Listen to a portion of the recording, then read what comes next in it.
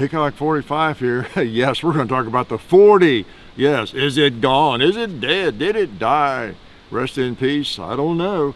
You know, I went to a 9 from a 40 for the most part a few years ago, mainly because of the style and the fashion, because it was fashionable to go to 9 from 40. It was trendy, and that's what everybody was doing. And, you know, it was just a stylish thing to do.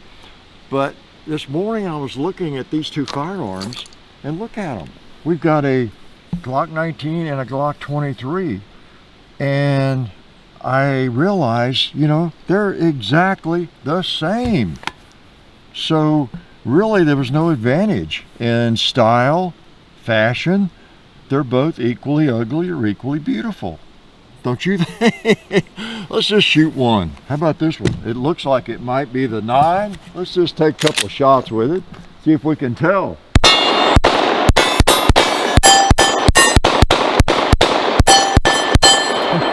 Yeah, that was the 9, Gen 4, in the Glock 19 configuration. And this happens to be the Glock 23 that I used to slobber on for many, many years and carry for many, many years. Not this exact one. I've had this one a long time, but Glock 23, 40. Yeah, let's shoot it. I've not fired this in forever. I might not be able to hit anything. So we'll start out close here. All right, got that.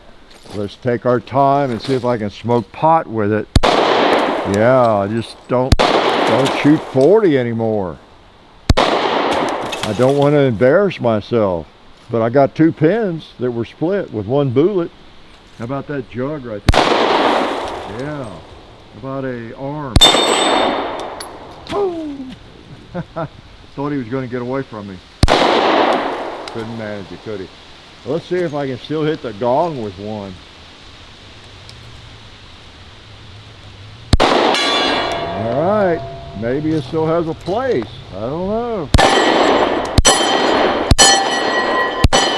Wow, looks like it hits pretty hard. Yeah, looks pretty powerful, and it feels powerful. So we'll talk a little bit about, you know, I don't know, the status and what I think about all that, because obviously whatever I think is extremely important, right? It's what everybody else bases their thoughts on. They base their thoughts on my thoughts, what I'm thinking, don't you think? Probably not. Before we start, let's thank Bud's Gun Shop for all their support and the reason we have so many wonderful firearms on this table from time to time. In fact, some of these. Then of course Silencer Central, they're very good at what they do. You've seen the Banish line in many of our videos, just wonderful products. And then the Sonoran Desert Institute, great place to, from a distance, to learn about all sorts of things, about firearms technology, drone technology, you name it. Go to sdi.edu. And who did all that cool artwork? No, my grandson's not around. He actually draws better than I do. Yeah. I just cannot draw, I'm sorry, but I had to draw a little tombstone with RIP on it. So yeah, what's the status? I'm not going to take a long time. I'm just going to shoot this some. I hadn't fired it in a while and been thinking about it. And what drew me to it, I was doing USPSA at the time, and you know, people still use the 40 in that game because you can make major, you're pretty easily with it, and there's all kinds of guns chambered in 40 Smith & Wesson. And so that's what drew me to it, mainly in a limited class, because I liked the Glock 22 and 23 and 27. And I just fell in love with it. I carried it for at least 10 years, regularly, competed with it and everything else. Never had a problem with the 40. Yeah, it does beat up guns a little bit more. I had to replace the locking block in my my Glock 23, my original, after about 10 years, fired many, many thousands of rounds of 40. I hand loaded for it for a long time. And part of the question here, again, is it dead? I think not. If you go into any gun shop, a big box store, anything, there's 9mm ammo, there's 40 ammo, right? There's 40 caliber guns, there's 9mm guns, probably more 9mm guns. the FBI, I won't belabor all that story. They went to the 10, back after '86 and that shooting, all that thing, all that ordeal, thinking they'd get a better bullet. But the agents couldn't handle that 10 millimeter very well. The big gun, heavy guns, and a lot of recoil. So then they went to a 40 for a long time. What was that? In the 90s, they adopted the 40. Basically this gun, most of them I think carried a 23, some a 27, maybe some a 22. And in 40 caliber for a long time, and that helped lead other people into it, other police agencies. And so for a period of time, as you know, I guess late 90s, early 2000s, what was the percentage? About 80% of police departments around the country were carrying a 40 caliber Glock, in most cases a Glock. So if it was that bad, was everybody that stupid? I don't think so. Let's shoot it. You do get more recoil, and you do get, it's harder in firearms, especially if it's a 9 millimeter size firearm, which is my preference, actually. Yeah, it really is. Cowboy, what do you think?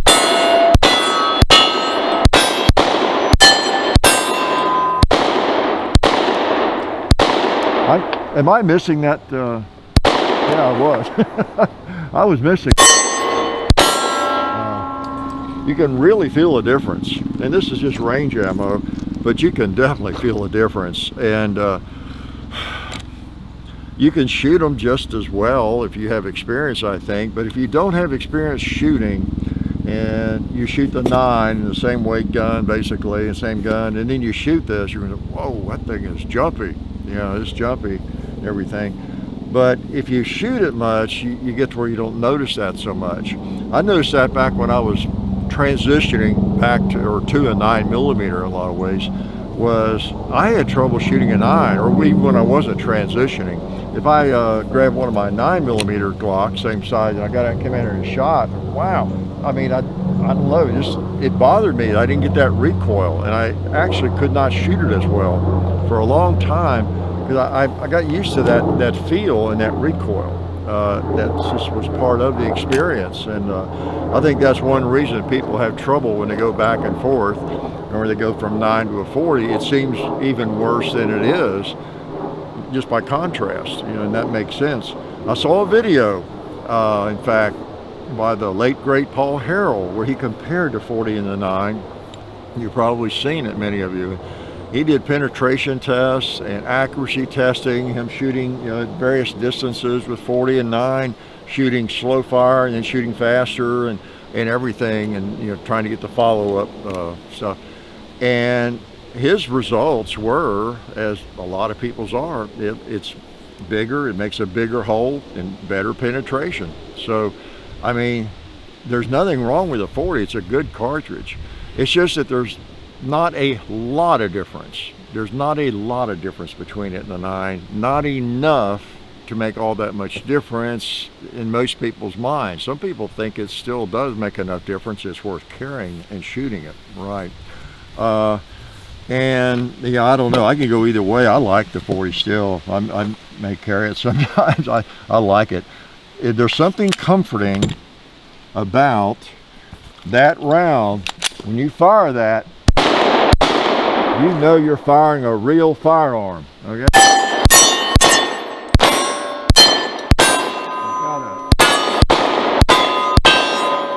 Yes, it's a little jumpy, but it's a good feeling. When you fire 45, 1911 or something, yeah, comes back, but that would feel good if Mr. Grizz or a zombie was coming after you. And it's got a bad rap, I still think.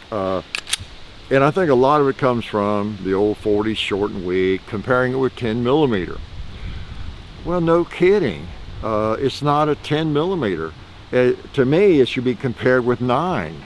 The same gun, 9 or 40. 10 millimeter guns are bigger, they're heavier, and yeah, they're more powerful. So is a 500 Smith & Wesson Magnum.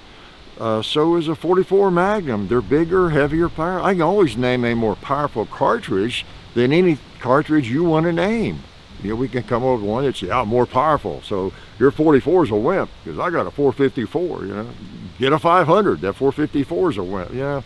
That doesn't end. But when you're comparing 40 with 9, it is a little more powerful.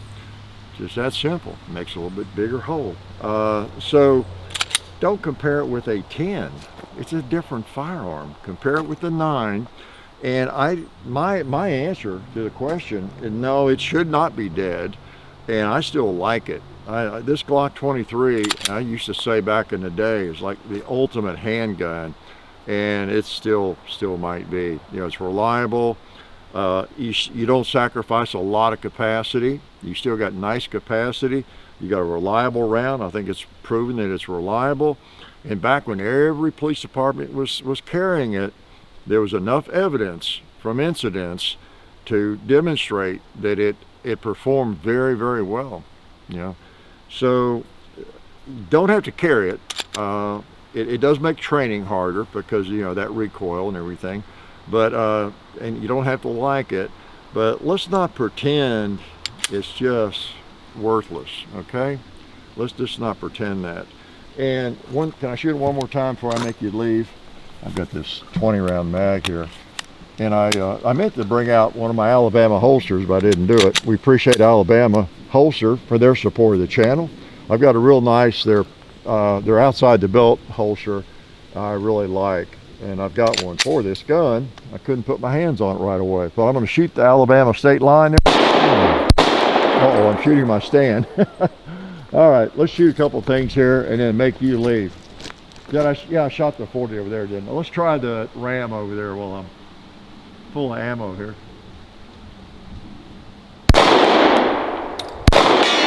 Yeah. And Cowboy, he needs some bullets on him. I'm going to put some more on him.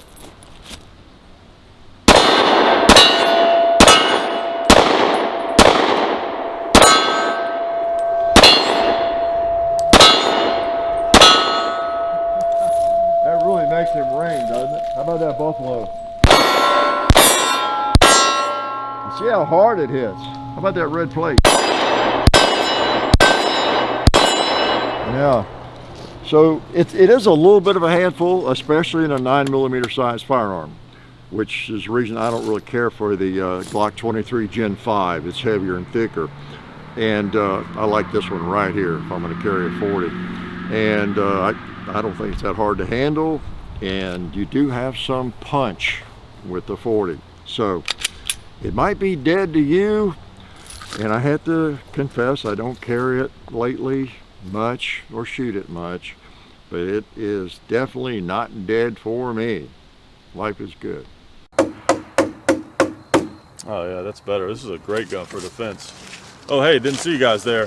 While I've got you here, I want to remind you of our friends over at Talon Grips and Ballistol. Talon Grips makes grips, can you believe it, for all different types of firearms. You can get rough texture or more of a rubberized texture. It just sticks right on there. You know, really affordable, really cool option to improve the grip for your handguns or rifles. So please check them out at talongungrips.com. You'll be glad you did. And also Ballistol. Dad has been using Ballistol for many years. It's a cleaner and a lubricant, and it's non-toxic. It works really great, and we're happy to have them on board since it's been a part of our shooting endeavor for a very long time. So go to ballistol.com, talongungrips.com, and also while you're out there, I'm juggling all these things here. Also, while you're on the internet, please do check out our other social media like Hickok45 on Facebook. There's also Hickok45 on Twitter, The Real Hickok45 on Instagram. There's a John_Hickok45 on Instagram where I do some things. There's Hickok45.com. You can find us also on Gunstreamer. So check out all that stuff and then watch more videos.